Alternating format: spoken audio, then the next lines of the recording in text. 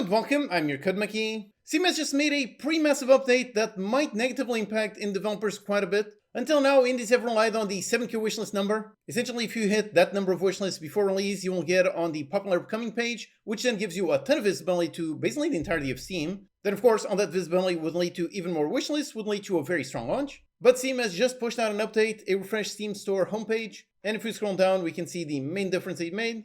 Here it is, popular upcoming is now more popular. Basically now the games that do show up over here, they are more weighted towards having more wishlists as opposed to being the ones that are coming out just right after. However, there might be some good news with something else they created, but at a glance this change seems to be pretty bad. If you go on Steam right now and you scroll down and find where that section used to be, the popular upcoming, previously this would show basically the games that are coming out right now, today, tomorrow, and so on. Whereas right now we can see, so there's a game for 9th of June, 10th of June, okay, so these are coming out relatively soon. But then we've got like 18th of June, we got 9th July, and so on. So these are a lot more weighted to having a lot more wishlists, or like they said themselves, more popular games, as opposed to being more weighted towards more recent releases. And if we analyze the wishlist for these, for example this one, Mecha Chameleon, we can look on SteamDB, we can see the charts, and in case you don't know, the rough estimate is about 10 to 12 times the amount of followers. That is usually how many wishlists you have. So if we look at this, we can see this one has about 6.7 thousand followers, which probably means it has probably around 70 to 80,000 wishlists. Or another one, this one, Burgling Gnomes, and this one over here has a massive amount, like 37k, so probably in like 400k, maybe 500,000 wishlists. Then of course you've got Assassin's Creed Black Flag, this one probably has millions of wishlists, same thing for this NBA game. So if there's nothing over here that is anywhere close to the previous 7k number. The smallest one really does seem to be this one, which has about 80,000 wishlists, which for a normal indie dev, for let's say a solo dev, that is such a huge, insane number that is pretty much impossible to get. Achieving 7k wishlists, that was difficult, but it was achievable, especially if you have a game with a good, unique hook that looks at least decently appealing. That was difficult, but achievable. Whereas now, yeah, if the goal is 80k wishlists, that is going to be very difficult for indie devs of pretty much all sizes. So at this point, 80k wishlists, that is such a massive amount that really only games with very serious marketing budgets, unlike AAA or AA games, will actually be able to reach this goal. So for the most part, it seems that mid-tier indies will kind of suffer with this change. Everybody who's already on AAA, those are really going to benefit from this, and everybody who's basically just a hobbyist, those who are never actually going to show up on there, so it doesn't affect them at all. So it really just affects those indies who are quite a bit more serious, but not a massive studio that can get tens of thousands of wishlists. Now, technically, this might not all be doom and gloom. Technically, we might really just be encountering a new meta, because they do indeed say how if you're looking for more niche upcoming releases, check out your personal calendar. So they're basically trying to see this new feature as something to sort of replace what popular upcoming used to be. The personal calendar, that one basically gives you a quick way to see new and upcoming games recommended based on what you play.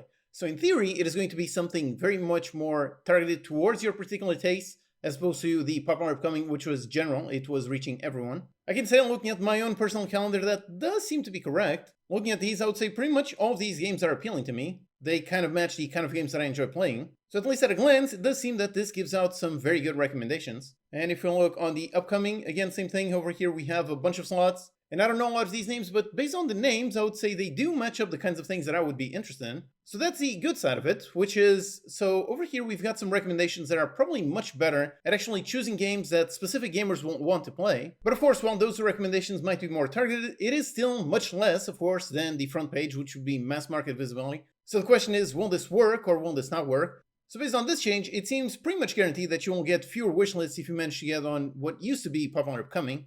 Previously, there were some games that on the last few days, they would get anywhere from 2 to like 10,000 wishlists. That was a pretty massive boost. Whereas now that boost is basically gone. Instead of getting like, let's say 5,000 wishlists, you might get really just 500, but those 500 might be people who will 100% buy your game.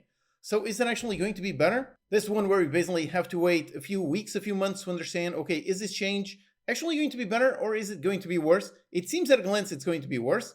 But maybe, hopefully, perhaps it might actually not be that worse. Just because Steam really only cares about money, they only care about selling stuff. The more copies that you sell on Steam, the more Steam will actually promote your game. So in theory, even if you get fewer wishlists, if all of those convert on day one, maybe that might mean your day one sales are a little bit bigger. And if they are a little bit bigger, they might actually continue going on an uptrend. So maybe in that sense, maybe things might work out well. But on the other hand, the boost that indies used to get from the popular upcoming, that could be such a massive boost that even if the conversion rate was relatively low, it still led to quite a lot of sales. So essentially that's what all of this experiment is going to come down to. Is this new change going to yield more sales or fewer sales? The whole reason why indie devs focus on the wishlist number is because it's a great predictor for sales.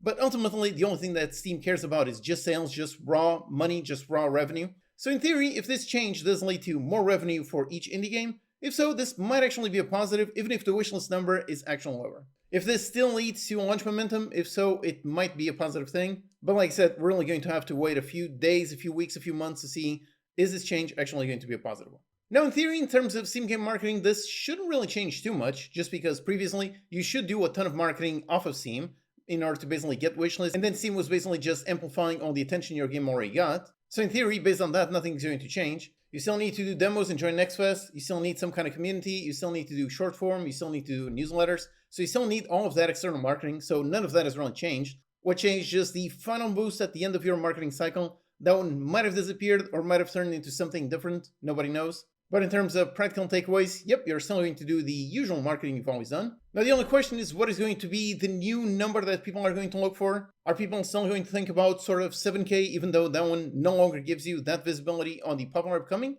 Is that still going to be a good number? Or are people just going to think, okay, the more the better, which was technically always the case? So it kind of sucks to have no specific goal to trigger some kind of specific positive outcome. Right now, there's really nothing to aim for as opposed to really just more and more. That seems to be it. Then in theory, they also updated Discovery Queue. This one should be easier to quickly go through a bunch of games. So maybe this might actually increase more people who go on the Discovery Queue, which that one is also a very good source for wishlists. So perhaps this might be a good trade-off compared to losing the other one, maybe. So at a glance, this change seems to be pretty negative, but hopefully the personal calendar and new Discovery Queue, that alongside whatever algorithm change they do, hopefully that will maybe end up being a positive thing. Right now, nobody knows, so we will have to wait and see. But in the meantime, the standard marketing rules still apply. Pick a game with a clear fantasy and a strong hook, and that way all of your marketing efforts will be much easier. If you want to escape tutorial hell or level up your own skills, then check out my Game Dev Practice Lab. This is a hands-on practice program meant for both beginners and intermediates, where you actually apply what you're learning. There are weekly game mechanic challenges where I give you the starting project files and a set of objectives that you must do in order to complete.